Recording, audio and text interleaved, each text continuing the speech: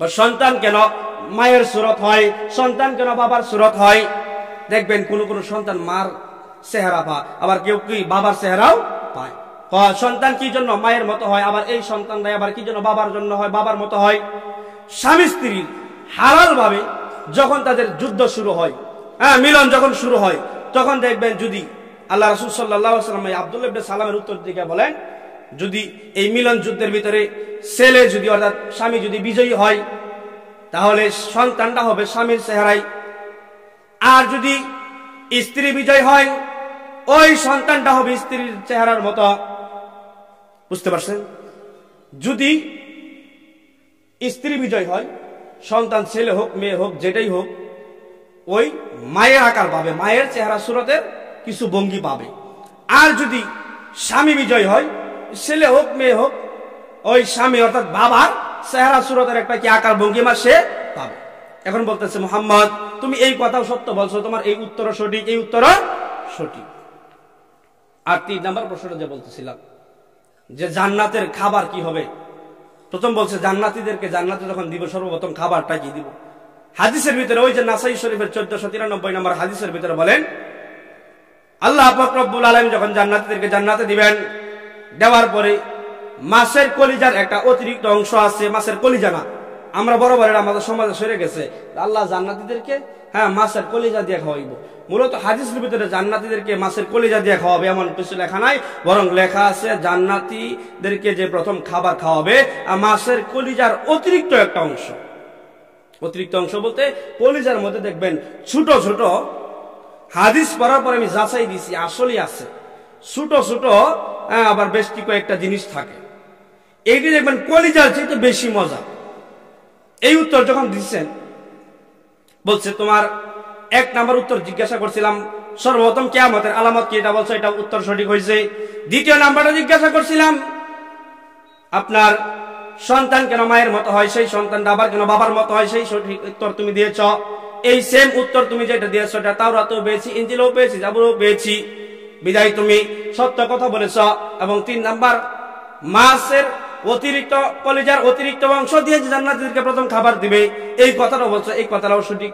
বিদায় আমি আর দেরি করতে চাই না, আমাকে পড়ায় দাও আশহাদু আল্লা ইলাহা ইল্লাল্লাহু ওয়া আশহাদু আন্না মুহাম্মাদান আবদুহু ওয়া রাসূলুহু।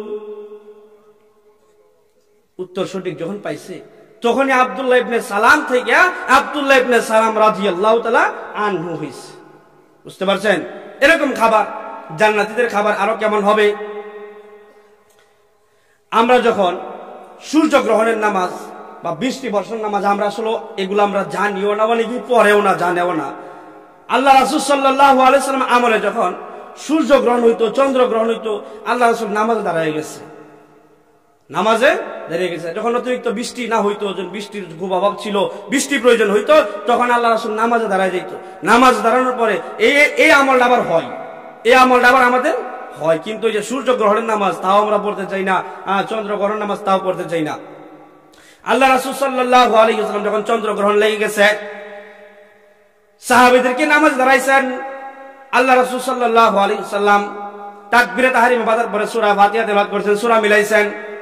কিন্তু সাহাবীরা পিছন দিক থেকে দেখবেন মুসল্লি যদি ইমামের পিছনে দাঁড়া, ওই মুসল্লি ইমাম সাহেব কি করে মোটামুটি ফলো করতে পারে, কারণ তার সামনে থাকে, ঠিক আছে না। যদি মন ওইদিকে নাও যা, আল্লাহ রাসূল সাল্লাল্লাহু আলাইহি ওয়াসাল্লাম ইমামতি করতেছেন, প্রত্যেক দিনের মতো নামাজ পড়াইতেছেন, কিন্তু প্রথম রাকাতে সেজদা দিয়েছেন 2টা, রুকু দিয়েছেন 2টা, রুকু দিয়েছেন 2টা, সেজদাও দিয়েছেন 2টা, রুকু 2টা দিছে, অর্থাৎ ওই নামাজের রুকু 2টাই দিতে হয় বা দিছে। আল্লাহ রাসূল সাল্লাল্লাহু আলাইহি ওয়াসাল্লাম হাদিসের ভিতরে এটাই লেখছে। 1 রাকাত নামাজ যখন পড়ছে, রুকুর আগে দিয়া আল্লাহ রাসূল সাল্লাল্লাহু আলাইহি ওয়াসাল্লাম সামনের দিকে এরকম ভাবে গেছে, নামাজে দাঁড়াইছে, এখান থেকে সামনে দিকে গিয়া যখন কি ধরতে চাইছিল, ধরতে পারে নাই, আবার পিছনে চলে আসছে, আবার আইসা নামাজ পড়তেছে, রুকুত গেছে, সাজদা দিছে, দেওয়ার পরে আপনার 1 রাকাত পড়ার পরে 2য় রাকাতের জন্য আবার দাঁড়াইছে। 2য় রাকাতে যখন আবার দাঁড়াইছে, এরকম ভাবে তেলাওয়াত করতেছে, হঠাৎ মাঝখানে যেখানে দাঁড়াইছিল সেখান থেকে পিছনে চলে আসছে, পিছনে ভয়ে যখন প্রকম্পিত হয়ে পিছনে চলে আসছে, আবার সামনের দিকে চলে গেছে।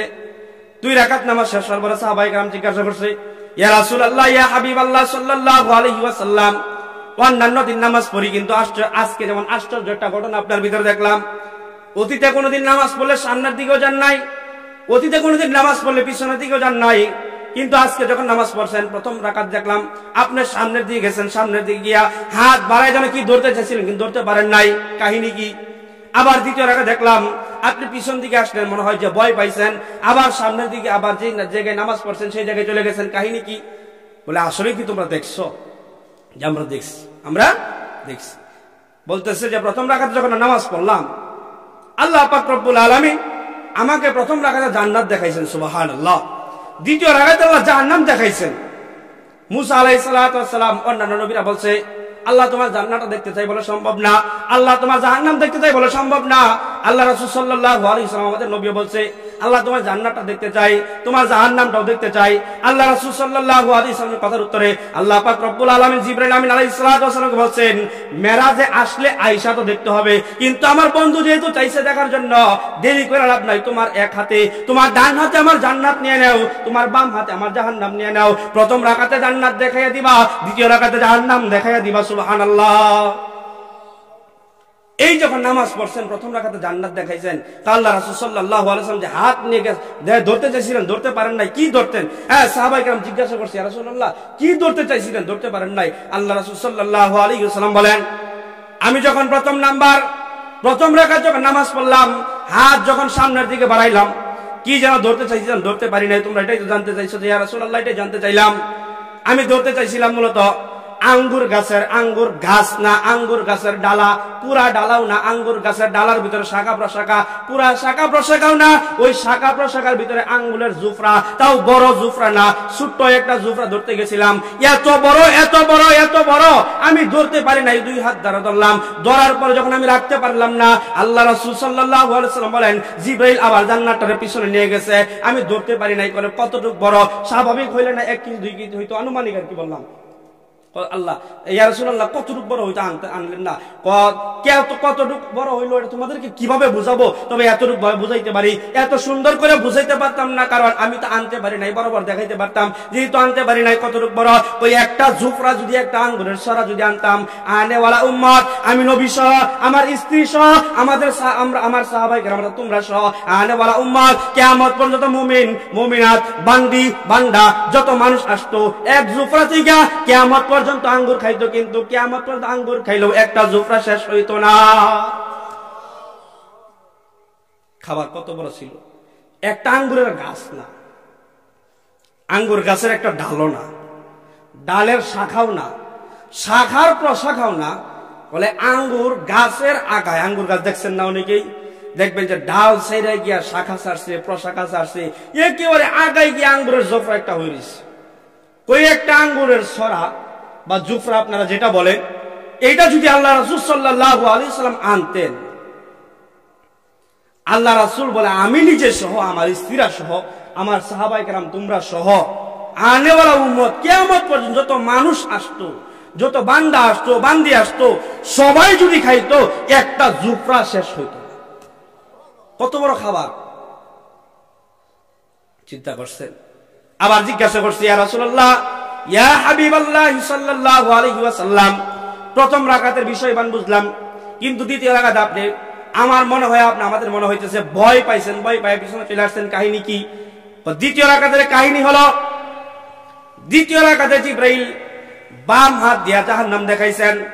জাহান্নামের ভয়, জাহান্নামের শাস্তি, আযাব দেখে আমি এত ভয় পাইছি, আমি নবী নামাজের স্থানে থাকতে পারি না, পিছনে চলে আসছি।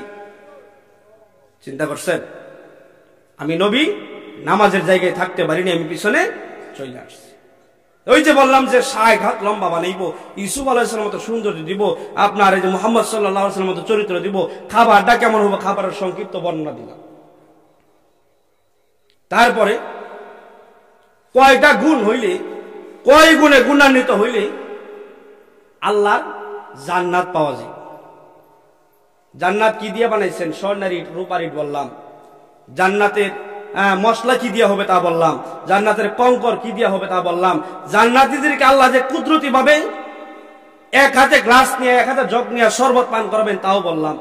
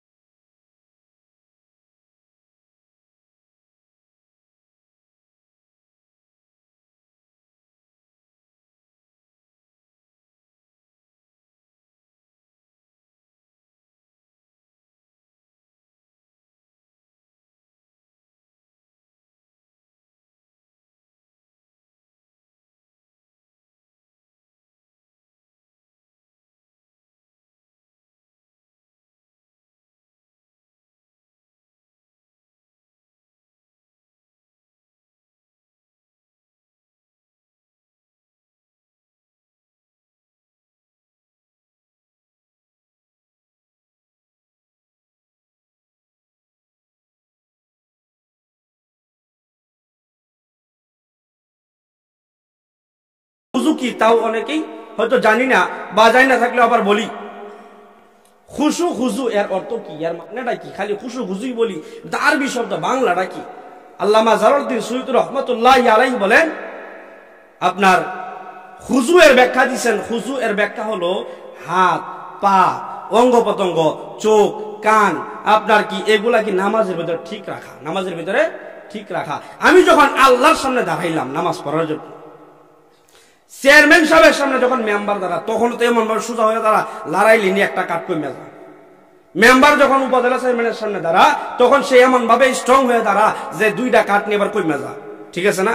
লড়াচড়া করা করে না। কিন্তু হাজারো চেয়ারম্যানের চেয়ারম্যান, হাজারো বাদশার বাদশা, যে আল্লাহ পাক রব্বুল আলামিন যাদেরকে ওয়ান টাইম ম্যানেজার বানাইছেন, ওয়ান টাইম ম্যানেজার বানাইছেন, শুধু ম্যানেজারি করে গেছে এতটুকুই না, ম্যানেজারি করে গেলাম ততটুকুই না। আল্লাহ পাক রব্বুল আলামিন কিয়ামতের দিন বলবে, আলা সাবধান হও, কুল্লুকুম রাঈন ওয়া কুল্লুকুম মাসউলুন আন রাইয়াতিহি। প্রত্যেকই দায়িত্বশীল এবং দায়িত্ব যা আদায় করছো, কে কতটুকু আদায় করছো, দায়িত্ব জবাব দিয়া জান্নাতে যাও, জবাবটা দিয়া জান্নাতে যাও। এই দুনিয়ার একটা সাধারণ মানুষ আরেকটা সাধারণ মানুষের সামনে, অর্থাৎ একটা হলো উপর মহলের পদে আছে, একটা একটু নিচু মহলের পদে আছে। এই বিধায় উপর মহলের লোকের সামনে নিচু মহলের লোকটা দাঁড়াইতে গেলে চেয়ারম্যানের সামনে মেম্বার স্ট্রং হয়ে দাঁড়া, আপনার উপজেলা চেয়ারম্যানের সামনে আপনার ইউনিয়ন চেয়ারম্যান খুব শক্ত হয়ে দাঁড়া, আপনার কি ম্যাজিস্ট্রেটের সামনে দাঁড়া, এরকম ভাবে কি আপনার এমপির সামনে উপজেলা চেয়ারম্যান খুব স্ট্রং হয়ে দাঁড়া, কারণ না জানি খুব বেয়াদবি হয়ে যায় এই কথা। কিন্তু হাজারো সরদারের সরদার আহকামুল হাকিমিন, যেদিন উনাকে ছাড়া দ্বিতীয় আর কোনো বিচারপতি থাকবে না, বলবো তোমরা দুনিয়ায় যে যত বড় বিচারপতি ছিলা, ওই বিচার কি করছো না করছো ওগুলার জব আমার কাছে দাও, কারণ তোমরা ছিলা ওয়ান টাইম আর আমি আছি ফুল টাইম। এই জন্য আমি ফুল টাইম মালিকের কাছে জবাব দিয়া তারপর যাও, কারণ হক কি আদায় করছো কিনা, হক কি আদায় করছো কিনা। গত বছর আপনাদের বয়ান করছিলাম, মনে আছে কিনা, বাদশাহ আলমগীর টুপি বিক্রি করে তার সংসার চালাইছে। বলছিলাম আপনাদের এখানে, বাদশাহ আলমগীর টুপি বিক্রি করিয়া সংসার চালাইছে। রাষ্ট্র কোষাগারটা সে এক টাকাও দখল করে নাই, এক টাকাও কি সে খাই নাই। শুধু এটা না, উমর রাদিয়াল্লাহু যখন রাষ্ট্রনায়ক ছিলেন, উমর রাদিয়াল্লাহু তাআলা আনহুর কাছে একজন বিচার নিয়ে গেছে।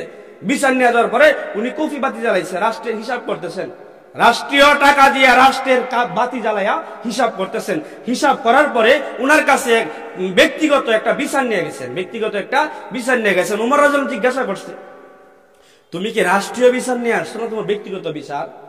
বলছে, আমি তো ইয়া আমিরুল মুমিনিন, আমি আপনার কাছে আমার ব্যক্তিগত একটা বিচার নিয়ে আসছি, ব্যক্তিগত একটা বিচার নিয়ে আসছি।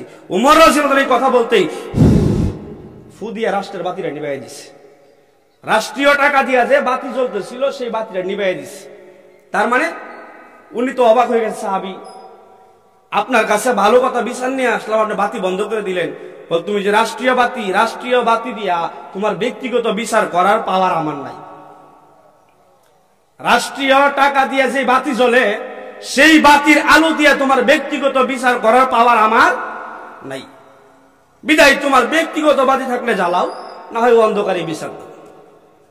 কারণ রাষ্ট্রের টাকা দিয়ে যে বাতি জ্বলতেছে, আমি রাষ্ট্রের গণনা করতেছি, রাষ্ট্রীয় হিসাব কি করতেছি, আমি সারাদিন কি করলাম, আগামীকালকে কি করব, রাষ্ট্রীয় কাজে হিসাব করতেছি।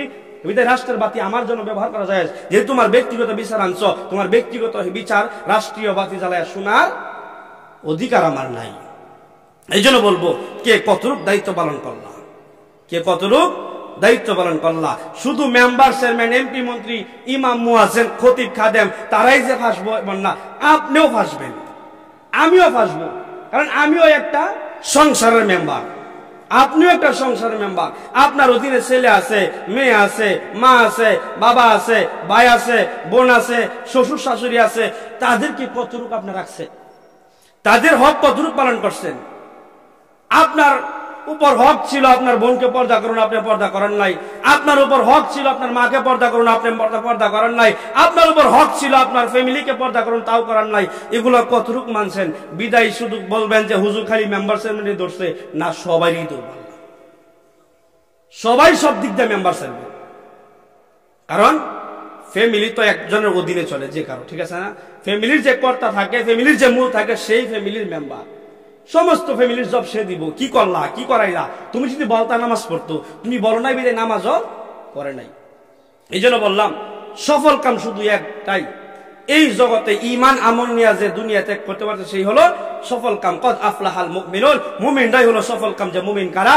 আল্লাযীনা হুম ফি সালাতিহিম খাশিউন, যারা নামাজের ভিতরে খুশু খুজু আদায় করে। এই জন্য বলতেছিলাম আল্লামা জালালউদ্দিন সুয়ুতী রাহমাতুল্লাহ আলাইহি খুজু এর ব্যাখ্যা দিয়েছেন হাতকে ঠিক রাখা, পাকে ঠিক রাখা, কানকে ঠিক রাখা, চোখকে ঠিক রাখা, পাকে ঠিক রাখা, অঙ্গ প্রত্যঙ্গ স্থির রাখা। অঙ্গ প্রত্যঙ্গকে নামাজের ভিতরে অটুট রাখা, স্থির রাখা। যে কেমন ভাবে? নামাজে ওই দুনিয়ার বাদশার সামনে বাড়াইলে যেরকম ভাবে স্ট্রং হও, তার চেয়ে লক্ষ কোটি গুণ ভাবে স্ট্রং হইয়া আল্লাহর সামনে দাঁড়াইতে হবে। আমার চোখটা একটু লেগে গেছে, না জানি আল্লাহ আমার বেয়াদব বলে ঘোষণা দেয়, ঠিক আছে না? কয়জন এটা মনে করি নামাজে দাঁড়ানোর পরে মাথা খাজাইতাছি, ফ্যাট খাজাইতাছি, ফিট খাজাইতাছি, ঠ্যাং খাজাইতাছি, কি করি কি না করি। অন্য একজন দেখলো পাগল হয়ে গেছে, অন্য একজন দেখবো কি পাগল হয়ে গেছে। এমন অবস্থা আমরা করি কি করি না? অথচ নামাজ দাঁড়ানোর পরে আমরা যে আল্লাহর কাছে আহকামুল হাকিমিন, তিনি সবচেয়ে বড় হাকিম, তিনি সবচেয়ে বড় বিচারক, তিনি সবচেয়ে বড় মালিক। উনার চেয়ে বড় কোনো মালিক নাই, উনার চেয়ে বড় কোনো সর্দার নাই, উনার চেয়ে বড় কোনো খাওয়ানেওয়ালা নাই, উনার চেয়ে বড় কোনো মারনেওয়ালা নাই, উনার চেয়ে বড় কোনো হায়াত দেনেওয়ালা নাই, উনার চাইতে বড় কোনো মালিক নাই। উনার সামনে দাঁড়াইলাম আর আমার ভিতরে এটা নাই যে আমি কার সামনে দাঁড়াইছি। অথচ দুনিয়ার একটা মানুষের সামনে দাঁড়াইলে আমরা ভয় হই যে হ্যাঁ আমার কি ক্ষতি জানি হয়ে যা, না জানি পুলিশের সামনে খাড়াইছি, না জানি একটা মামলা দেয়, থানার ওসি সাহেবের সামনে আসছি, এর যদি বেয়াদবি হয় না জানি একটা মামলা অন্যদিকটা ঢুকাইয়া দেয়। এই আশা নিয়া নিজেরা শক্ত রাখি। কিন্তু আল্লাহর কাছে দাঁড়াইলাম, এখন আল্লাহর সাথে কথা বলতেছি, এখন আল্লাহর সাথে কিভাবে কথা বলতে হবে, ভদ্রতা কিভাবে বজায় রাখতে হবে তাই জানি না। দাঁড়ানো আর না দাঁড়ানো সমান, দাঁড়ানো আর না দাঁড়ানো। মুফাসসিরিন কেরাম বলেন বান্দা যখন নামাজ পড়ে, নামাজ পড়ার পরে আলহামদুলিল্লাহি রাব্বিল আলামিন রহমানির রহিম তেলাওয়াত করে কিনা, কিন্তু এমন হইছে কি তেলাওয়াত করতেছে সে নিজেও জানে না। ওই যে বললাম না, মাথা খাজাইতেছে, ঠ্যাং খাজাইতেছে, পাও খাজাইতেছে, পেট খাজাইতেছে, ফিট খাজাইতেছে, এরকম ভাবে নামাজের ভিতরে আসল নাই তাও না। ওই নামাজ তারে বদদুয়া দেয়, নামাজ তারে কি করে?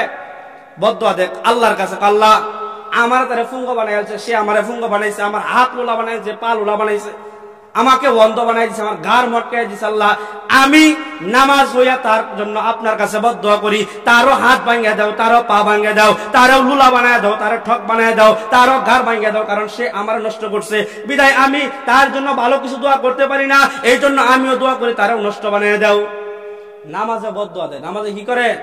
আর এই নামাজ আল্লাহর কাছে গিয়ে স্থান ভানা। আল্লাহ পাক রব্বুল আলামিন নামাজ ডাইরেক্ট ফেরেশতার মাধ্যমে ঠেকায়া ওই মিল আমারে না হেম যা তোর নামাজ লইয়া, তোর নামাজ লইয়া তুই যা।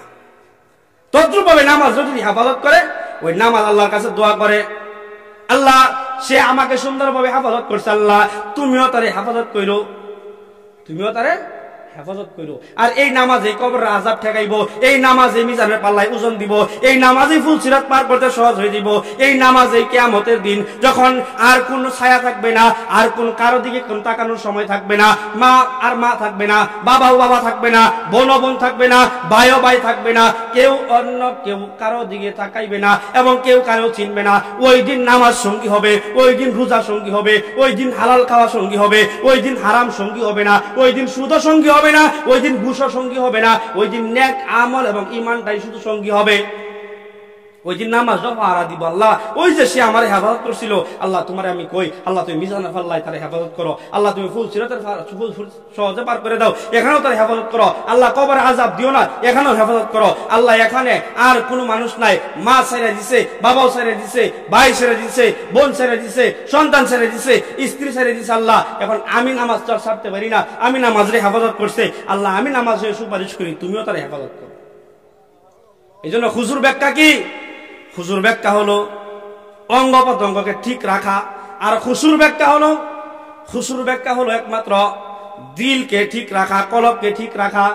কিন্তু আমাদের সমাজে এমন বহু নামাজি আছে, নামাজ পড়তে দাঁড়াইছে, সাইর দুহানের মালিক, এশার নামাজ পড়তে দাঁড়াইছে, দাঁড়ানোর পরে ইমাম সাহেব সালাম ফিরাইছে, ইমাম সাহেব বলে 3 রাকাত নামাজ পড়ছে, সে আর ওই দিকটা নামাজ ধরে নাই, বলছে ইমাম সাহেব হুজুর আজকে 3 রাকাত নামাজ পড়লেন, কারণ কি? ইমাম সাহেব মনে করতেছে ইমাম সাহেব সন্ধি খাইতেছে, কি হলো আসলে 3 রাকাত?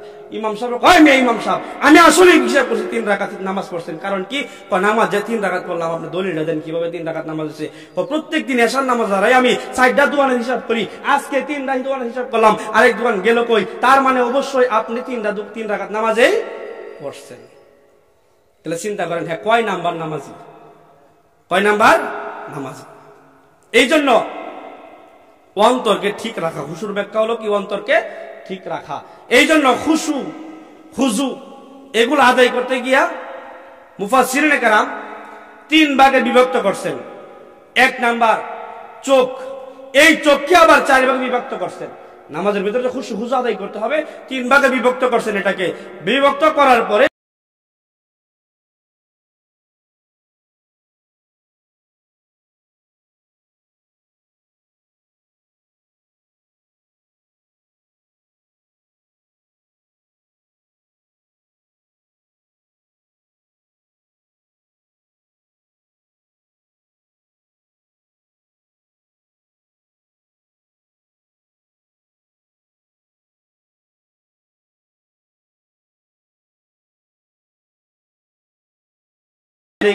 আল্লাহ সবচেয়ে সম্মানিত, এই কথা যখন রুকুতে গিয়া মাথা নত করে স্বীকার করবে, তখন বান্দার 2 চোখ থাকবো 2 পায়ের বৃদ্ধাঙ্গুলির দিকে, 2 পায়ের বৃদ্ধাঙ্গুলের দিকে। বুঝানোর জন্য বলতেছি, বুঝেন যে হুজুর সুট টুট দিল না, কি বস করলো কইতে আয়া। চোখকে আল্লাহ 4 ভাগে, মুফাসসিরিনে কেরাম 3 ভাগে বিভক্ত করছেন।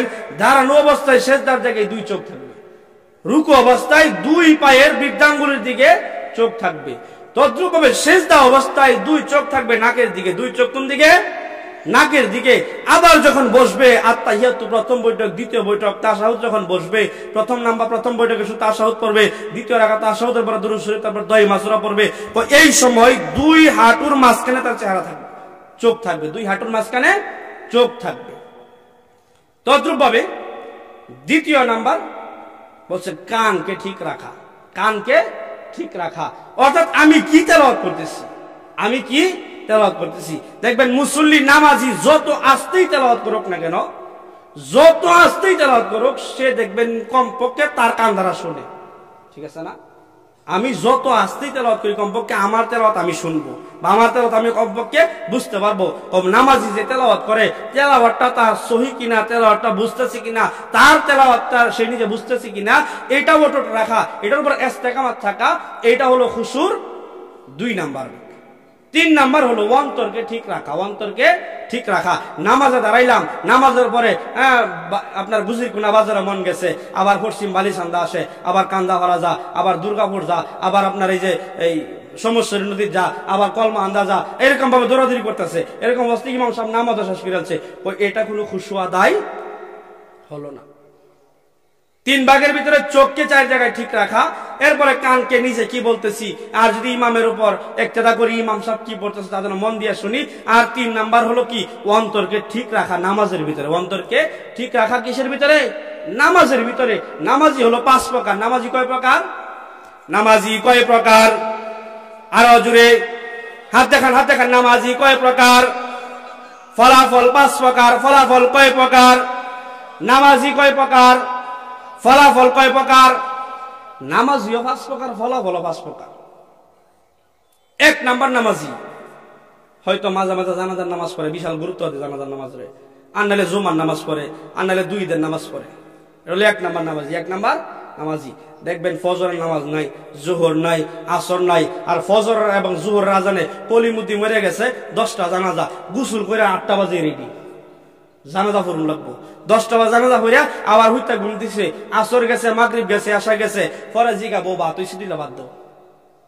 আসর জোহর মাগরিব আশা একটারও খবর নাই। ফরজ নাই, নকল লয়ে টানাটানি। ফরজে আইন যেটা, এটা কোনো মূল্য নাই। ফরজে কিফায়া লয়ে সে টানাটানি। 2 ঈদের নামাজ, ওয়াজিব নামাজ, এগুলো লয়ে টানাটানি। আসলে ঈদের দিন ফজর নামাজও পড়ছে না, এই নামাজের দাম আছে। সারা সপ্তাহ 34 সপ্তাহ নামাজের কোনো খবর নাই। জুমার নামাজের সময় টানাটানি। জুমার নামাজ তো ফরজ না, জোহরের নামাজ, ফজর নামাজ, আসর নামাজ এগুলো তো ফরজ ছিল। নামাজি 5 প্রকার। নামাজি কয় প্রকার? 1 নাম্বার নামাজ পড়ে মাঝে মাঝে, অথবা নামাজ ধরে আর ছাড়ে। নামাজ ধরে আর ওই যে জুহুর পড়ছে আসর নাই, আসর পড়ছে মাগরিব নাই, মাগরিব পড়ছে এশা নাই, এশা বললে ফজর নাই, অথবা শুধু ঈদের নামাজ পড়ছে, অথবা শুধু জানাজার নামাজ পড়ে। এই নামাজ দরে সারে এই নামাজির কোনো ফায়দা নাই। ওই এই যে যেই কয়টা নামাজ পড়লো এই নামাজে চেষ্টা করবো তারা জান্নাতে নেওয়ার জন্য, কিন্তু বাকি যেই ওয়াক্ত নামাজ পড়ছে না, যেই কয় রাকাত যেই কয় ওয়াক্ত নামাজ পড়ে নাই, এই জান্নাত এই নামাজি এবং যেই নামাজগুলো কাজা করছে বা পড়ে নাই এবং যেই নামাজগুলো পড়ছে তারে মাঝখানে দিয়া দুই এক নামাজ যেটা পড়ছে এদিকে একদিকে থাকবো, যেগুলো পড়ে নাই এদিকে একদিকে থাকবো, তারে দুই হাত দিয়ে দুই দিকে টান দিব। এই যে নামাজ পড়ছে জোহরের নামাজ যদি পড়ে থাকে বাকি সাহেব তো পড়ে নাই, কথার কথা জোহরের নামাজে বলবো বাকি সাহেব তোরে আসর মাগরিব এশা ফজর আমি তোর ডাক দিছি হুন যে কি কও, আমি যে জোহর হয়ে তোরে বললাম আসর পড়ছে না, মাগরিব পড়ছে না, এশা পড়ছে না, ফজর পড়ছে না, খালি জোহরই পড়ছি, এখন তোর হওয়ার বেশি না আমার হওয়ার বেশি? 4 ওয়াক্ত পড়ছে না 1 ওয়াক্ত পড়ছে, এখন কি 4 ওয়াক্ত পড়ছে না 1 ওয়াক্ত পড়ছে? 1 ওয়াক্ত নামাজ তোর পাওয়ার থাকলে তুই জান্নাতে চলে যা। আমি তো পারতাছি না, কারণ কি আমারে একলা হেফাজত করছে, তোরে একলা 60 জন, তুই জোহর আসর মাগরিব এশা ফজর হেফাজত করছে না, বিদায় আমি টানলেও পারতাম না, তুই জান্নাতে উঠে যা। বিদায় নামাজ দরে সারে এই নামাজের বিনিময় জান্নাত হতে পারে না।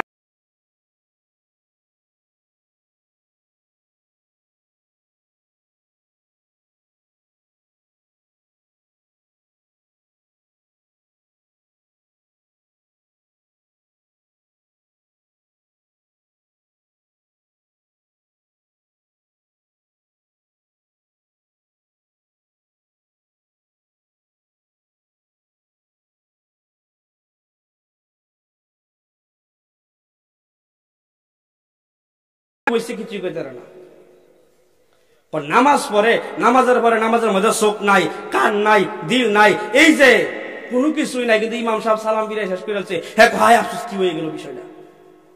ওই যে নামাজ ঠিক মতোই করলো, সময়ও ব্যয় করলো, কিন্তু নামাজের ভিতরে খুশু নাই, এই বিদায় নামাজ আর নামাজ রইল না, এই নামাজে বদদুয়া দিব। ওই যে বললাম না আল্লাহ আমার নষ্ট করছো, তুমি তারা নষ্ট করে দাও, আমার হেফাজত করে নাই, তারা হেফাজত করার দরকার নাই, ওই নামাজে বদদুয়া দিব আল্লাহ আমার ঠিকই নষ্ট করছে, বিদায় আমি তারা হেফাজত করতে চাই না, আল্লাহ তুমি তারা নষ্ট করে দাও। নষ্ট মানেই তুমিও জাহান্নামে যাও।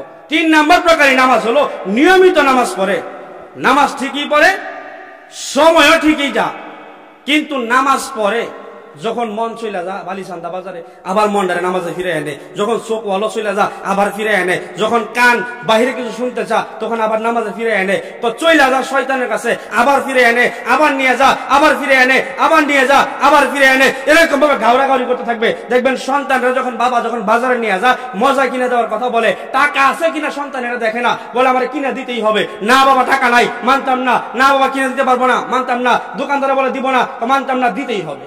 গাউরাগাড়ি করে কিনা সন্তান রে? এই যে আজকেও তো অনেক সন্তান অনেক বাবা লয় গাউরাগাড়ি করছে, দোকানে আসছে মজা কিনে দিলে হয়তো কিনে দিতে পারছে না, বা কম কিনে দিচ্ছে তার মন মতো হইছে না।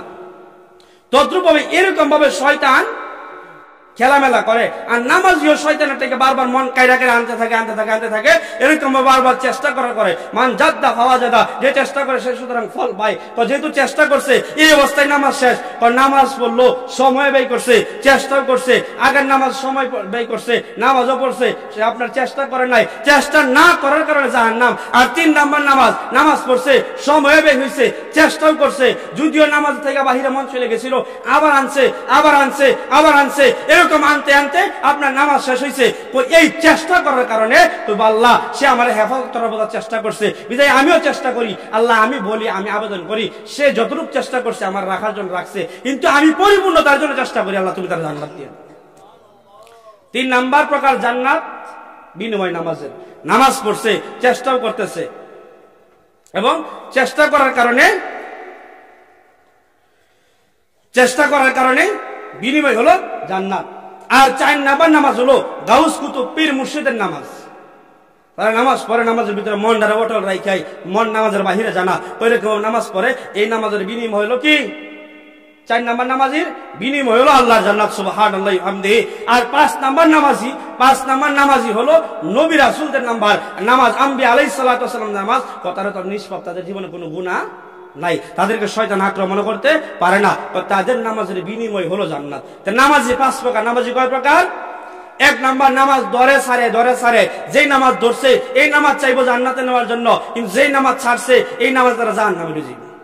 এক নাম্বার ধরে সারে নামাজ বিনিময় হলো জাহান্নাম। দুই নাম্বার নামাজ পড়ে নামাজের ভিতরে কানও ঠিক নাই, চোখও ঠিক নাই, অন্তরও ঠিক নাই, চেষ্টা না করার কারণে এর বিনিময় জাহান্নাম। তিন নাম্বার নামাজ সময় ব্যয় করছে, নামাজও পড়ছে, চেষ্টা করছে, চেষ্টার কারণে তার বিনিময় জান্নাত, সুবহানাল্লাহ। চার নাম্বার নামাজ ওলি বুজুর্গদের নামাজ, ওই নামাজের ভিতরে শয়তান আক্রমণ করলে করতেও পারে, নাও করতে পারে, তবে কমই পারে। যাদেরকে শয়তান আক্রমণ করে তারা সহি ওলি হতে পারে না, আর যারা ওলি হয় তাদেরকে সহজে শয়তান আক্রমণ করতে পারে না, তাদের বিনিময়ে নামাজের জান্নাত, সুবহানাল্লাহ। আর পাঁচ নাম্বার নামাজি হলো ওলি আপনার আম্বিয়া আলাইহিস সালাতু ওয়াস সালাম, নবী রাসূলদের নামাজ, তাদের নামাজের বিনিময় হলো জান্নাত, কারণ তাদেরকে শয়তান আক্রমণ করতেই পারে না। এই জন্য মুমিন কারা? নামাজের ভিতরে খুশু খুজু আদায় করে যারা, নামাজের ভিতরে খুশু খুজু আদায় করে যারা। এই জন্য মুমিন হতে চাই। মুমিন হলে কি আল্লাহ বিনিময় দিব তাও শুনলাম, মুমিন অবশ্যই সফল কাম তাও বুঝলাম। মুমিনের এক নাম্বার গুণ হলো যারা নামাজের ভিতরে খুশু খুশু আদায় করে। দুই নাম্বার নামাজের ভিতরে অযথা কাজ, অযথা কথা, অযথা বিশ্বাস থেকে বিরত থাকে। তিন নাম্বার আপনার এই যাকাত আদায় করে। চার নাম্বার লজ্জাস্থান হেফাজত করে। পাঁচ নাম্বার আপনার হলো আমানত রক্ষা করে। ছয় নাম্বার ওয়াদা রক্ষা করে। সাত নাম্বার হলো নামাজ যা ওয়াক্ত অনুযায়ী পড়ে। এই মুমিনের হলো 7 গুণ। এই 7টা আয়াতের পরে আল্লাহ পাক রব্বুল আলামিন বলে, হাবিব আপনি জানায় দেন, উলাইকা হুমুল ওয়ারিসুন আল্লাযীনা ইয়ারিসুনাল ফিরদাউসা হুম ফিহা খালিদুন। ওই যে ফিরদাউস, জান্নাতুল ফিরদাউসের নাম আবার এখানে লয় করে। এই 7টা গুণ যাদের ভিতরে থাকবো তো তারাই হবে ওই ওয়ারিস, অর্থাৎ জান্নাতুল ফিরদাউসের ওয়ারিস। তো জান্নাতুল ফিরদাউসের ওয়ারিস হলে তারা কি হবে? আল্লাযীনা ইয়ারিসুনাল ফিরদাউসা হুম ফিহা খালিদুন। যারা জান্নাতুল ফিরদাউসের ওয়ারিস হবে তারা চিরদিন থাকবে, এখান থেকে আর কোনো দিন বের হবে না। এই জন্য যেন মুমিনের 7টা গুণ যেন নিজের জিন্দেগিতে গঠিত করতে পারি, আর নামাজ যেন খুশু খুশু আদায় করতে পারি, আর নামাজের যেন প্রথম প্রকার না হইয়া, দ্বিতীয় প্রকার না হইয়া, তৃতীয় এবং চতুর্থ প্রকার যেন হইতে পারি, পঞ্চম প্রকার তার হইতে পারবো না, সম্ভব না। এই জন্য আল্লাহ পাক রব্বুল আলামিন যেন নামাজ খুশু খুশু আদায় করে যেন পড়তে পারি, এবং 7টা গুণ যেন নিজের ভিতরে ফিট করতে পারি। এক গুণের বর্ণনা দিতে সময় শেষ হয়েছে। ইনশাআল্লাহ ভবিষ্যৎ যদি রিজিক থাকে ইনশাআল্লাহ বাকি শোনাবো। ওমা তাওফিক ইল্লা বিল্লাহ। আমার জন্য দোয়া চাই এবং আমার মা বাবা, ফ্যামিলির জন্য, আপনার সবার